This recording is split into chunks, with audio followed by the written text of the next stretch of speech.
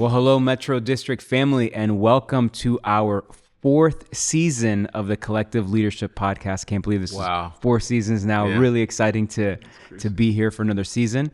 This podcast is all about kingdom renewal and holistic gospel transformation. I am joined, as usual, by our district superintendent, Kelvin Walker. Good to be here as usual. Glad for this opportunity to be on the fourth season. Yeah. And obviously, I mean, the news is out, bro. So it's not just DS for Metro, but newly appointed Vice President of Church Ministries. So congratulations, bro. Thank you. Let's not talk about it. Let's move on.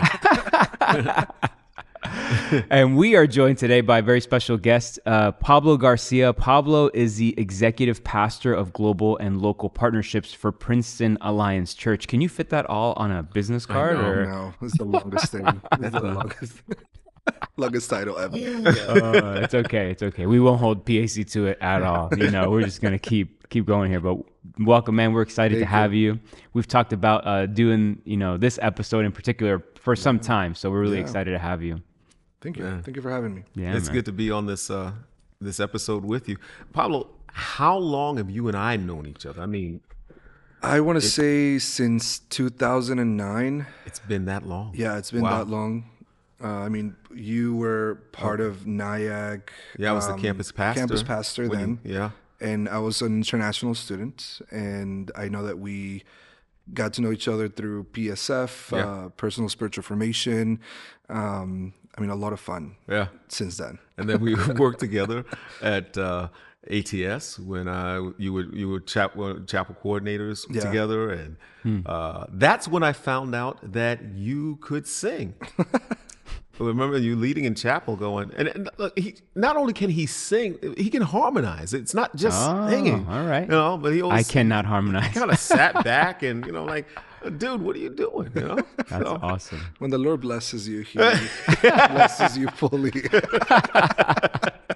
But you have a great memory. There's some other memories that I have, but I'm not going to go into those. Nope. Just joking. He's like, let's move on. Maybe. First question, Omar. First question. He's like, bro, what are you doing? Yeah, not here. That's the memory that I have the most. The amount of laughter that we've had together. That it's been good. Yeah. It's been good. So good to be on this with you. Omar, thanks you for inviting him on, and thank you for inviting me to be a part of this. Yeah, man, of course. My pleasure. Well, hey, man, obviously we know you well. We've been running with you for a number of years now, but everyone watching may not know you.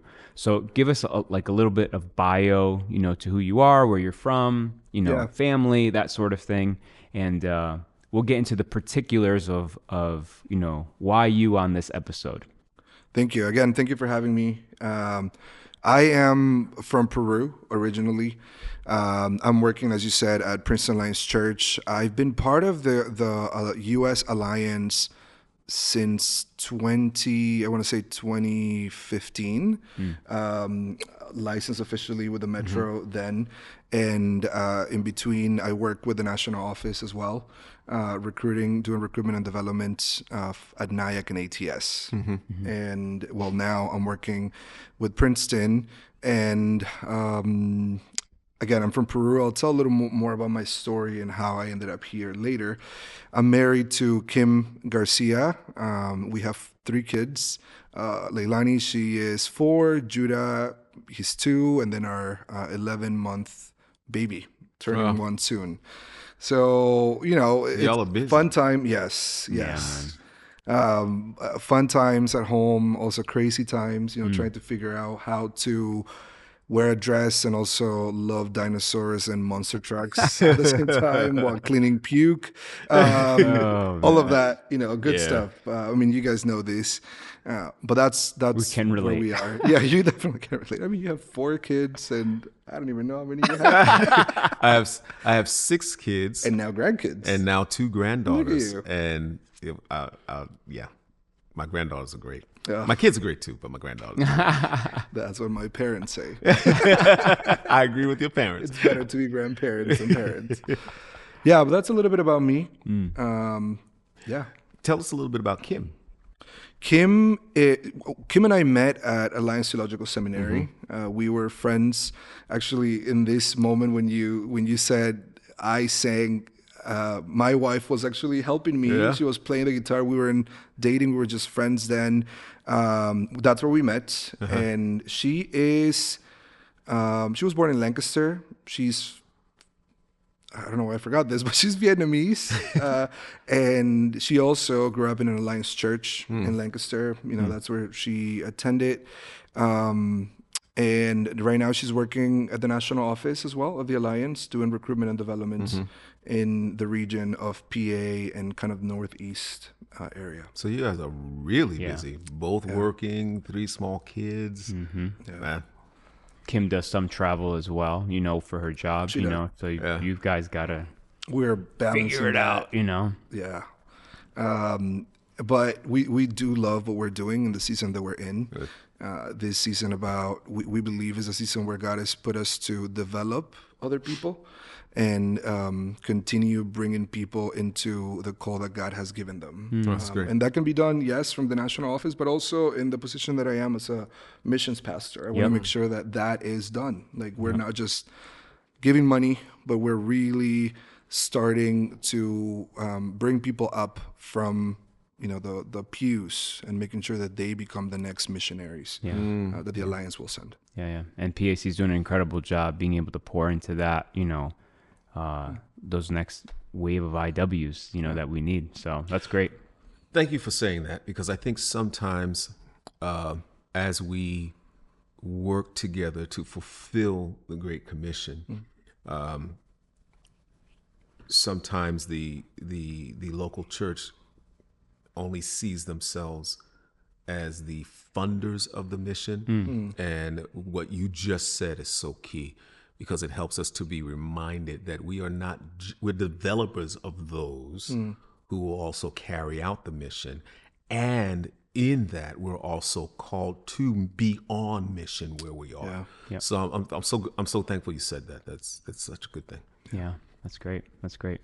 So let's kind of go back, into your story here. So we're gonna every episode, if you do listen closely enough, we do hit on our mission, our vision, the core values, like that stuff's in and out. In particular, this one, we're looking at like missional living, global advance with your story, but there's leadership development elements, ministry and life in the spirit elements, probably some kingdom justice and mercy stuff that you've experienced as well, as you've kind of walked through all of this. So we're going to be hitting a lot. Listen up, Metro District family.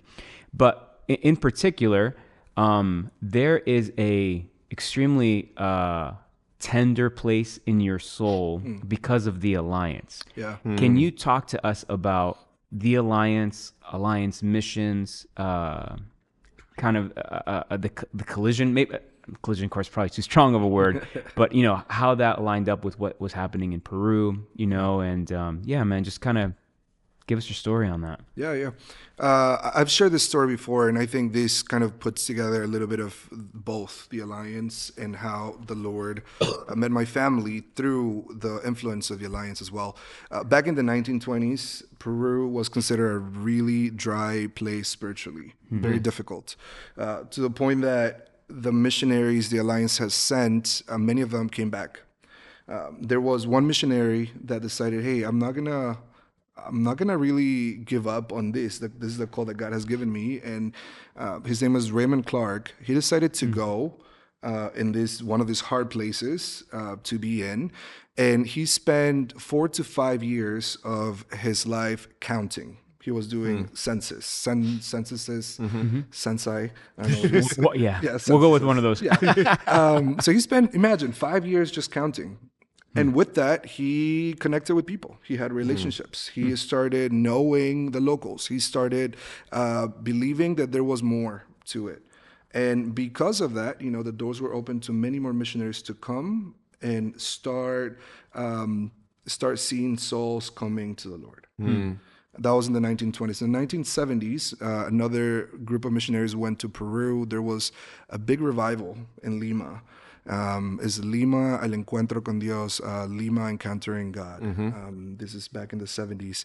And one of the missionaries, Tim Hickson, he went back to kind of the same area where Raymond Clark was. This is out in the jungle. And he met a local pastor that was really passionate about just reaching, the people for God, and especially in that area. And he was a music teacher, but he went as a seminary professor in that area. He was prepared and he was ready to do all of that.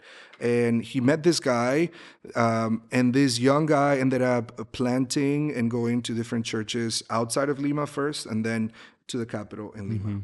Well, this guy had 3 kids. One of them is still a pastor in Lima, and then the other one is in Princeton Alliance Church. Wow. Oh, wow. And, just seeing a little bit of how all of that influenced just because somebody decided to say yes to the calling that God had given him. Even if that meant doing math. Raymond Clark, he went to do math. Who wants to go and count for 5 years?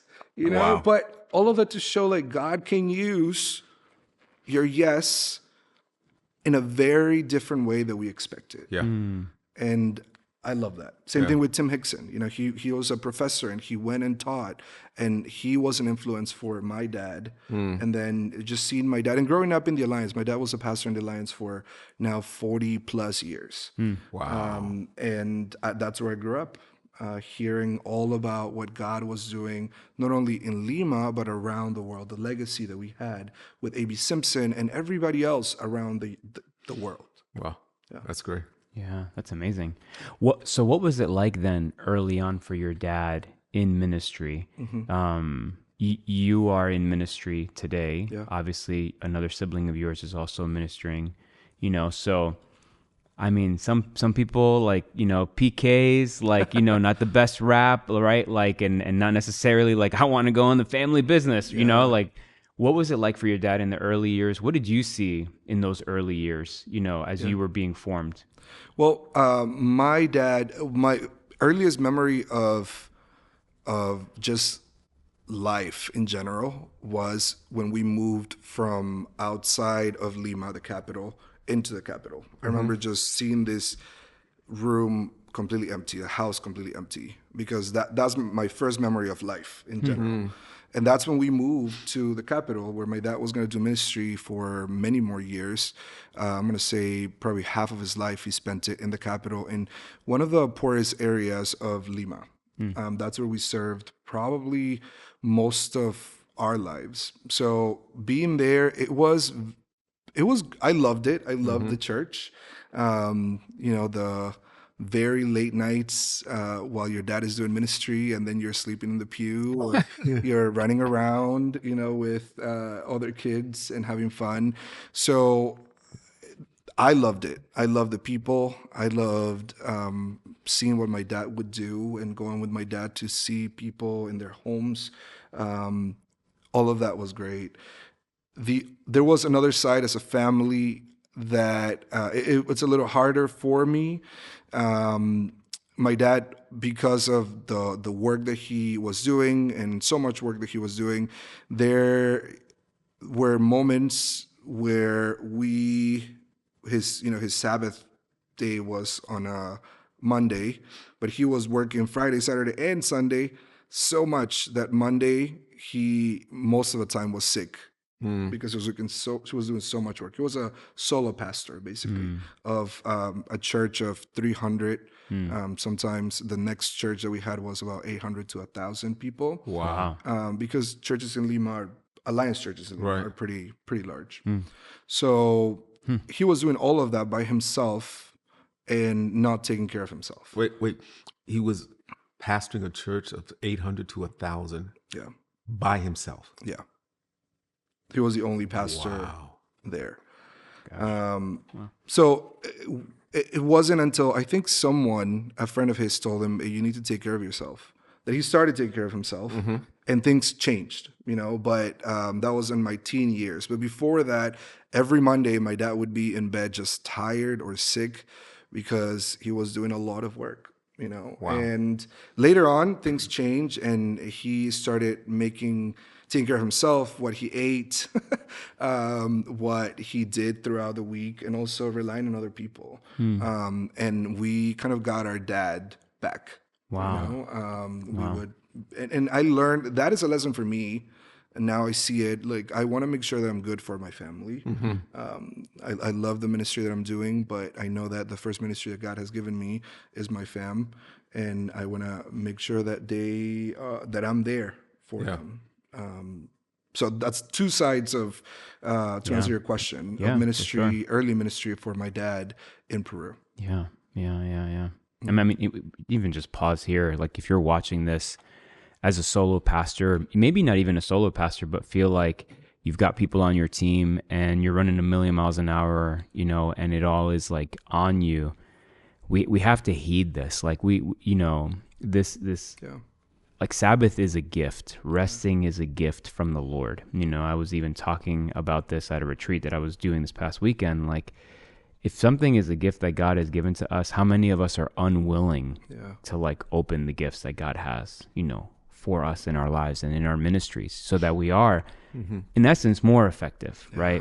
Effective at home, effective, as we minister to people. So just want to hit pause there, because it would be really easy to be like, all right, cool, let's just kind of move on to the next thing, But I agree with you. Like that is definitely true. And I want to add to that. Like I've even heard it a lot of times here from President Stumbo, former President Stumbo. He saying something like, you have permission to take care of your soul. I don't know if you guys remember that. And then here in the back at district conference, echoing that from you saying like, hey, you guys have permission to take care of your souls. I think, to me, I always remember that. Hey, we got to take care of our souls. And part of it is taking care of holding on to the Sabbath. Yeah. Obviously, you're not in Peru. I'm not. Right? Like this is not being broadcast from Lima. Though that would have been awesome. Like, hey, I'm just thinking, why didn't you think of that before? I have sometimes my greatest ideas come after the fact. Next time we should. Next time. Bring some Peruvian food. Yes. Come on. I love that. Come on. So, ceviche. Ceviche. Yeah, man. Okay, focus. Yeah. Sorry. So good. So obviously you didn't stay in Lima. Yeah. You've been here, stateside, married Kim. Like you have a ministry at Princeton Alliance Church. What was the catalyst for that? Why the U.S.? What brought you here? Connected to my story in the Alliance, actually has a lot to do with that. Back when I was 15, there was a missions conference in my church. This is the second church that we were in. This is one of those churches that was pretty large, 800 to 1,000 people. And they brought a Peruvian missionary that was in India. This is with the Alliance. He came, he told a story, what he was going through, and I was really convicted. I don't remember anything being like easy in his story. He was actually stoned by people in the place that he was serving. But something about what he said that day, and of course the need of having more missionaries and how many people needed the Lord, just grabbed a hold of my heart. That was when I was 15. And I said, Lord, I want to serve. I want to be in the front lines. And I didn't know what ministry, I don't know what shape that would take, because I love doing pastoral ministry, but I knew that I wanted to do missions as well. I just didn't know how that all was going to come together. And I said yes to the calling, that I believe that was the day that God gave to me. So a year later, when I graduated from school, I just started to look at places where I could study, because that was the one thing that I wanted to do. I want to prepare to be ready for whatever this ministry would look like. And the seminary in Lima was going through some changes, some transitions. So I looked overseas, many different places in Latin America and also in the U.S. And God opened doors for me to come to the U.S. I first went to a Southern Baptist school in Florida, but the Lord brought me to Nyack from there, and I loved being, at Nyack. That's, where I met you, and I think where God really started working in my heart about some of the things that I shared earlier. Like, okay, you were a PK, like you felt like maybe your dad wasn't there for you, like some of those thoughts, and also my spiritual developments. Like, okay, who am I? But also, who is this triune God, and how are these two things connected? Now, remember, I grew up at the church. I grew up in the Alliance. I knew about God the Father, God the Son, and we knew about God the Holy Spirit, right? But the experience of it was a little different. And I think Nyack was key for me to fully embrace and understand that. And I'm thankful for you. We talked about PSF, and I'm glad that you were one of those people that I needed to meet. The Lord really put us together, because the influence that you had on me, but many other young men and women in Nyack, was very, very important. Yeah, so thank you. But coming back to your question, that's how I ended up here in the States. I went to Nyack. I think one of the reasons why I didn't want to go to Nyack in the beginning was because it was expensive. Nyack, rest in peace. I thought about that before. I was like, Yeah, R.I.P. But Nyack being a private Christian school in New York, Yeah. it was pretty expensive. And coming back, my background being in a place of being a pastor family, serving at a very, very poor area in Lima, we didn't have the means, the reality. So there was a lot of fear. How am I going to meet this need?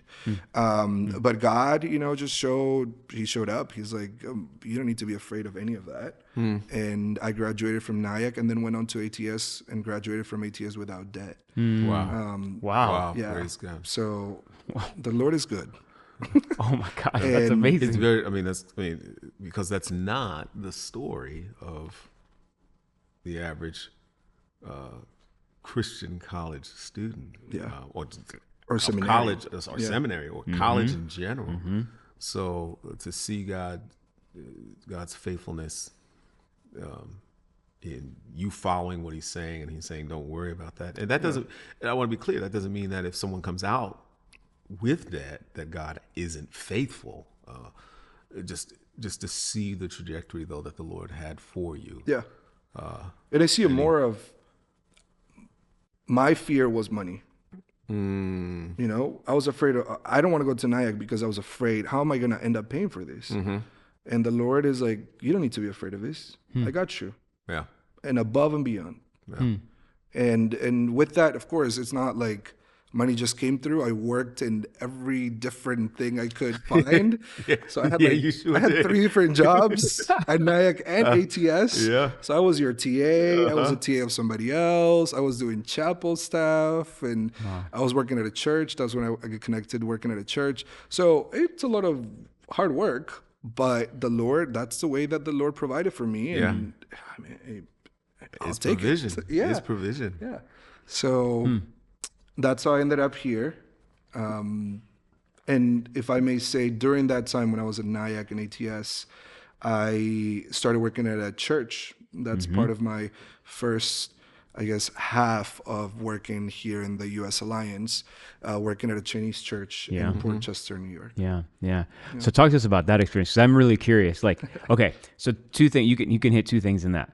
Why not go back, right? Like, because, preparation, my dad, like all the things. My dad's at this huge church. He's by himself. He needs help. I got to, I'm here to get trained, but I need to go back, right? Like, that's the Latin American, right? Like, like just your family, right? So there was a pull to stay. So talk to us about that. But then also, like, talk to us about, like, everything you learned well, not everything, but some of the things you learned along the way.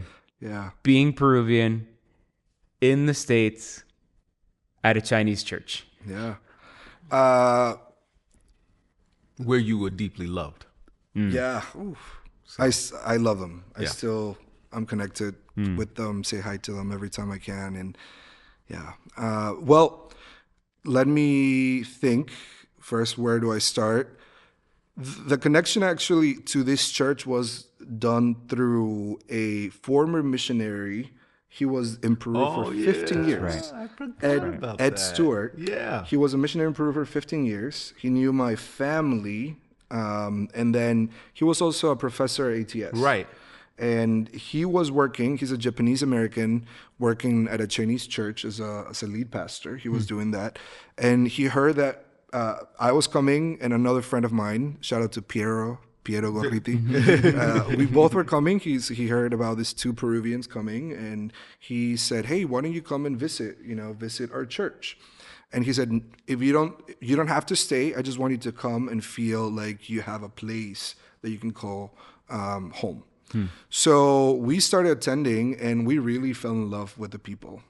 There's a Great lot place. of, yeah, It's a great place. that plus I think there were a lot of commonalities between Latinos and Chinese Mm-hmm. that sometimes we forget. Like we're very community focused. We enjoy having food and having good food, Amen. and there's a sense of once you belong, once you're in, you belong. You're your own. And that's exactly how I feel with them. Like part of me is Chinese, and I know I feel loved by them, and I love them too. This is 12 years after the fact, or Wow. almost 15 years after the Yeah. fact. Yeah. So when he invited us, we went, we started attending. We were just people that were there with the youth and having fun with the youth. And then slowly, he started asking me, the pastor, "Hey, what would you like to be the intern?" And then I went from intern to youth director to youth pastor, and then kind of youth and community pastor. And I stayed for 12 years in the church. Wow. And it was a great opportunity to learn about all of this. And you see, when sometimes we see our present and we forget to look at where God brought us from. In Peru, my best friend was Chinese Peruvian. If you know anything about Peru, there's a lot of Chinese influence and also Japanese influence. Yep. Well, my best friend growing up was Chinese, like to the point that he had a Chinese restaurant. We would eat at his Chinese restaurant every week, like every month. We would go and celebrate birthdays, just anything. We would go. So I feel like God was preparing me. Like I didn't feel out of place. Some people are like, "Well, you stand out." I'm like, "Yeah, but I don't feel like I do, even though I Yeah. don't speak the language and all of that." So I think God, since the beginning, He was preparing me for this place. Were there difficult moments where I felt like, okay, I think things could be done differently? Yeah, like any other church. And especially that's when the cultural aspect of who we are kind of comes up. Like I feel like this could be done differently, but sometimes, the culture is a little more hierarchical, and you have to wait. You have to build trust. You have to respect the elders and things like that. That I have come to appreciate and love about them. Now, that answers, I think, some of the question of what you asked me. I forgot the first part of the question. Like why what was the draw to stay? So I mean, this is part of the church Yeah. aspect, right? And then Yeah. learnings along the way. Yes. And why not go back? Right. In the midst of when I was applying for my visa, I applied for my visa, and people before me that went, some of my friends, they went and they brought this huge folder of things that they had, parents that all this financial capability and bank statements and all of that. I came with one paper that said I was approved to come to the States, because my dad really had nothing. So I'm like, okay, Lord, I come with your prayers and with this piece of paper, and I got the visa. And my friends that had all these huge papers, some of them were denied their visas.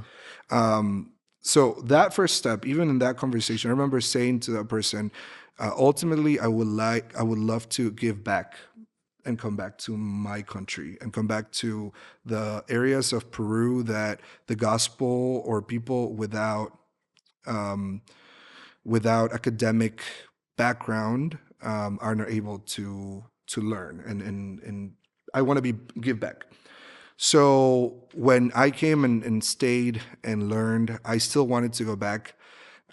And I felt part of it, God was asking me to be here because this was the mission that he had for me. Part of that was, and I still kept on praying, Lord, I still want to go back at some point. And in 2020, Ed, Oh yeah. he moved on to a different Alliance church, but he invited me to come and teach in Peru, and I couldn't. Part of it because of COVID. Part of it was because I had a baby, and then I had another baby, and then 2 years after I had my third baby. So I kind of put that aside on the side, and this year, at the beginning of the year, Ed reached out again because said, "Hey, I think, do you want to come and teach?" And after basically almost 5 years of waiting since we talked, but even before, since I received the visa, I was finally go back to Peru and teach and give back to kind of fulfilling the promise that I made to this person, but also feel like God was bringing me back as well and giving back to my own people. Wow. And going to the jungle, going to the mountains, and just share with lay people and pastors that don't have the means to go to seminary and teach about salvation, the doctrine of salvation. So all of that to say, while I did not go back physically, I feel like the Lord has given me the opportunity to still give back to my own people. That's great. That's amazing, bro. That's amazing. I want to go back to something that you started off by sharing. You started off sharing about the person who came and just was doing the census, count numbers. Yeah, Raymond Clark. Right. And then as you were talking, you talked about a Peruvian missionary who had come, who influenced you as you were listening. I think that was, I didn't want to pass by that moment. The church to whom a missionary was sent is now a sending church. And I think that's important for us to remember. Jesus calls us to make disciples who then make disciples who then go to make disciples. And it's, I think, well, I would submit to us that as people who are involved in fulfilling the Great Commission, people who are involved in funding the Great Commission, let's remember that the very people that we are sending are developing people who will then be sent themselves. That's important because it's easy to look at the places that we're going as places that continually need us. And we lose sight of the fact that we're called to make disciples of all people. And the very people that we're going to disciple then become people who make disciples themselves.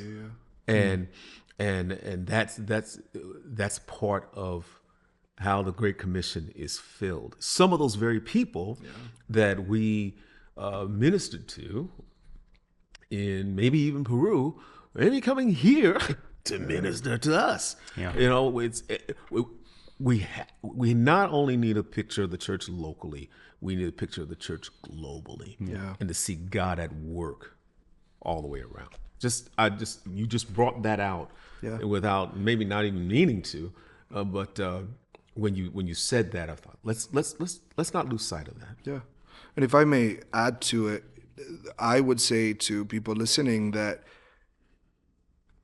and I said this to our church, I am here because somebody back in the 1920s decided to send Raymond Clark, decided to pray for that person.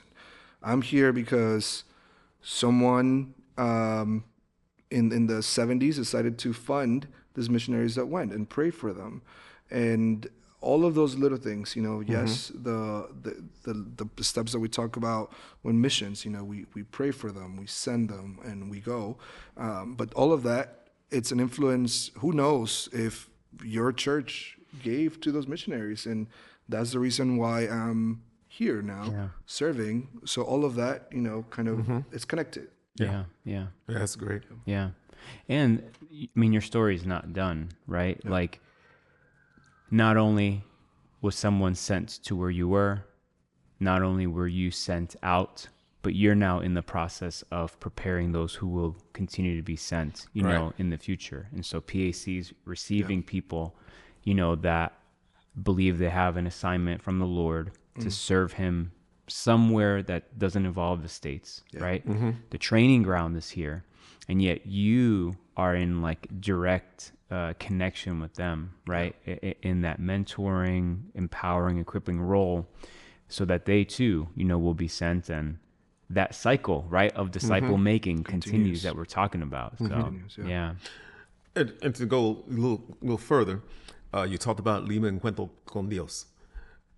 I think it's important for us to remember that different places, different cultures, different backgrounds have encounters with Jesus that may be different than the encounter with Jesus we have.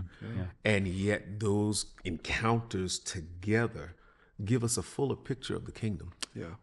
And so this whole thing is just a beautiful picture of the cultural experiences that cause the kingdom to flourish in a rich manner. Speaking of just cultural experiences, we're talking about the church that I served in, Chinese church. A shout out to CACW in Port Chester, New York. They came out of Ridgeway Alliance Church. They were meeting there for a while, and they grew up large enough that as a Chinese church, they needed their own place. But it's beautiful that the church, the Ridgeway Alliance Church, was able to host them and, let them have their own expression of faith in their cultural background. And once they got big enough, they were able to buy a church for $1 from the district. I don't know if we do that anymore, but but they did, and that's how they ended up in Port Chester, New York. That's how they ended up around, surrounded by Latinos. That place is 80% Latino, and that's the reason why, after now they come up with this idea of like, okay, what do? We can't just be here on our own. We're Chinese, we commute here, but what do we do about the people that God has put in our backyard? And that's part of my story too. As we reached out to them, we saw great fruits of reaching out as a youth group to the Latino community, to the point that being a church of 100% Chinese, a youth group 100% Chinese, coming to being 50-50 Latinos and Chinese, and then even the kids dating. I didn't say the parents were not happy about that, but you could see, there was a unity in one way or another. Many of them started coming to our church, being baptized, and we love that. Wow. We love that. Man, I wish we had more time, because you're just touching on something else that I think is so key, and that is churches getting a vision to be churches that multiply. I mean, just Ridgeway alone. And I'm bringing them up just because you mentioned it. Ridgeway planted CACW. Ridgeway planted what used to be Hillside, now Armonk Alliance Church. Armonk planted Bedford Community Church. All of those go back to Ridgeway. When a church catches a vision for being a multiplying, sending church, God always, and I am using the word always, God always builds back into that church, and then that church sends out again. That's how the gospel footprint is expanded. That's how the kingdom advances. So you just like dropping things here, not even realizing it, bro. It's cool. It's a story. It's great, man. Great. Well, thank you, brother. Thank you for joining us today. I hope, I just want to pull on one more thread, like just echoing where this all started, right? Like someone was sent to count and they were counting for 5 years, right? And in a lot of ways, we can assume like, well, what is my little church really doing giving to the GCF? What kind of impact are we really having, And the reality is like when we all are together in this, right, real multiplication can happen, and we even have alliance workers around the world that listen into this podcast. For those of you who are workers in the alliance and you're wondering what your small section of counting is really doing, we may not see it right in our immediate lifetime, but somewhere along the way, there's going to be other Pablos, right, that appear, right? And there's your dad, right? Like multiplying church planting, sending, releasing, new people, being empowered and sent. And so, your story obviously is your story, and we're highlighting as well just the value of being in partnership, right? For the Great Commission, right? And continuing to send workers out. And so, brother, thank you so much for being willing to share your story with us. This has been a joy, and finally get it in is great, so thank you, brother. Thanks for having me. Yeah, of course. Kelvin, thanks for joining us as well, brother. Always good to be here. Always good to be here. Metro family, more awesome episodes for this season 4 of the Collective Leadership Podcast. Continue to collaborate for kingdom renewal and holistic gospel transformation. God bless. Have an amazing day.